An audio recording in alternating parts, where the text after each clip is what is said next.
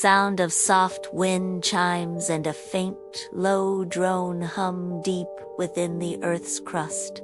A hidden city thrives. This is the Nexus Undervault, a sanctuary carved from stone, where nanotechnology weaves light and life, perfectly mimicking the surface world we only know from legend. Look at the chasm meadow. The grass isn't real, but it sways in a gentle breeze generated by unseen vents.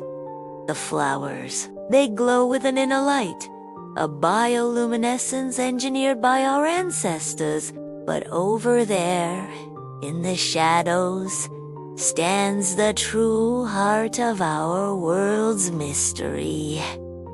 The vault door, a colossal sealed barrier that has remained shut for centuries. A young girl, her skin as pale as the luminescent flora, her eyes as dark as the void between stars, dances among the glowing petals. Her name is Elara. She is my granddaughter. Like all children born in the Undervault, she is full of questions. Grandma, what's beyond the vault door? Her voice is a soft melody against the hum of the city. I smile, but it's a smile that holds back generations of secrets.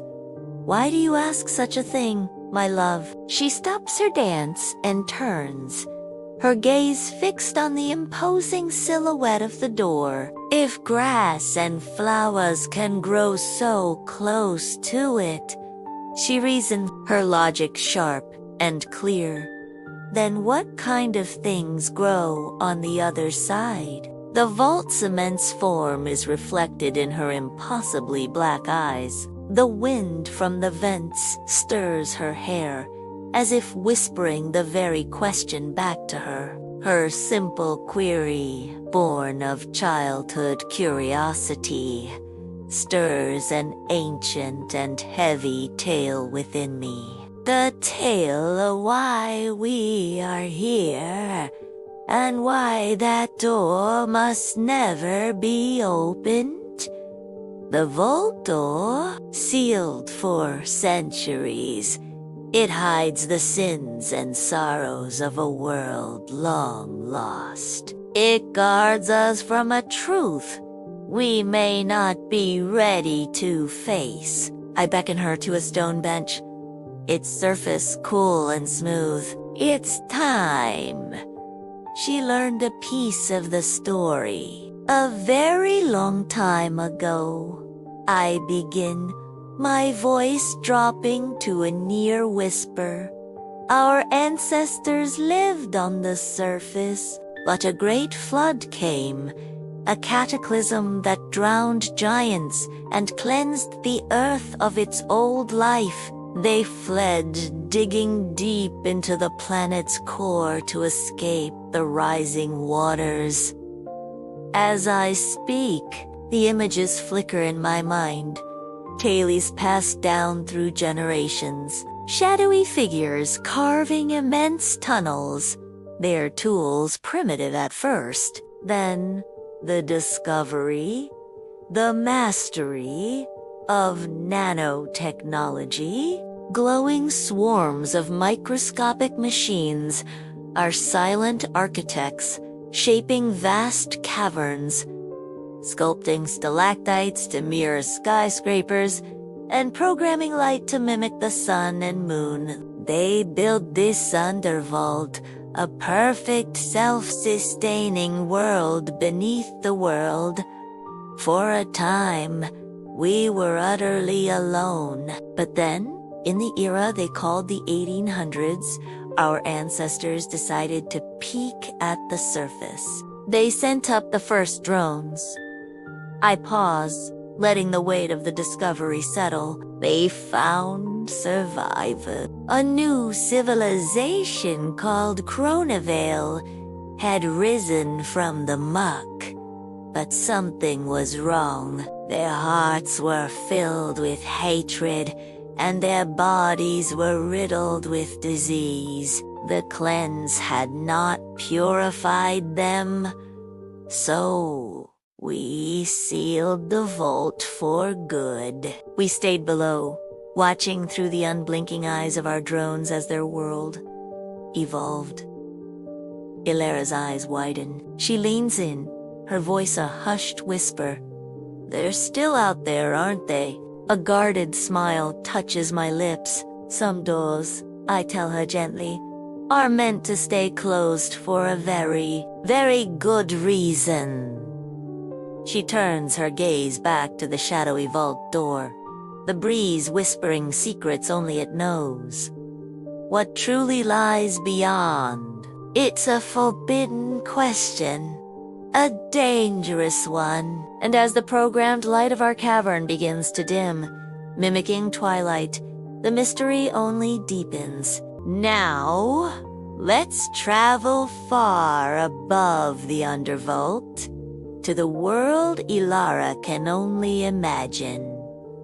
Welcome to the Chronovale collapse. This is what became of the surface, a world broken not by one apocalypse, but by a second. A barren, cracked wasteland baking under a hostile sun. Here survival is a daily brutal battle fought between three distinct factions.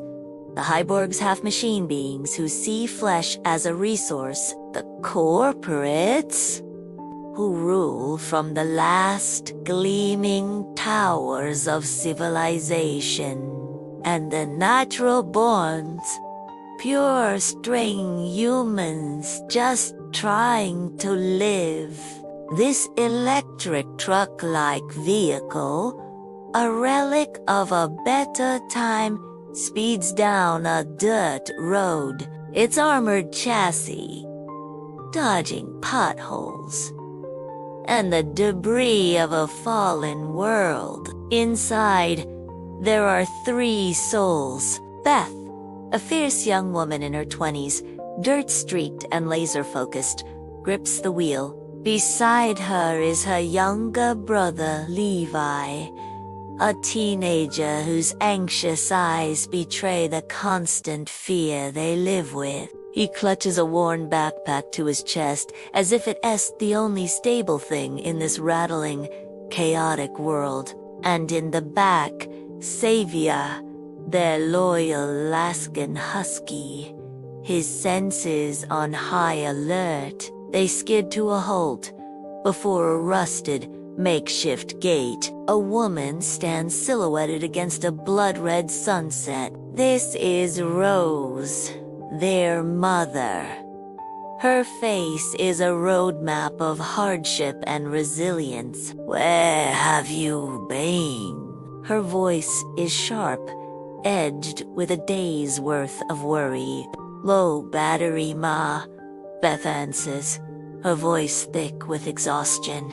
"Found a charging station back in the ruins, but it went bad. A dead battery out here in the wastes is a death sentence." As night falls, the true dangers of Chronovale begin to hunt. We see it in a frantic flashback. Beth and Levi at a dilapidated charging station, overgrown with thorny, mutated vines. The dashboard of the truck flashes a chilling red message, "Charging fault." Levi's panicked voice echoes in our minds. The port was clogged, packed with dirt and sand from the last dust storm. We were stuck, totally exposed. "I knew must fix." Beth's voice cuts in, calm and determined even in the memory. But we didn't have much time. The harvesters came, and they did. Hulking figures emerge from the dusk, their eyes glowing with malevolent cybernetic light. Harvesters, hybrid cyborgs who hunt pure humans for their organic parts. Beth and Levi scramble for cover behind the dead truck, Savior letting out a low, menacing growl. The harvesters are scavengers of the most gruesome kind, but Rose taught her children well. Beth grabs a small, portable air compressor hose from their emergency kit. With steady hands, she aims it at the charging port and blasts a high-pressure stream of air into it. Sparks fly as a cloud of sand and debris erupts from the connection. A moment later, the dashboard light flips from red to a life-saving green. Charging. They slammed the truck doors, peeled out, and never looked back. Back at the gate, Beth finishes her story. Got just enough charge to make it home. Barely.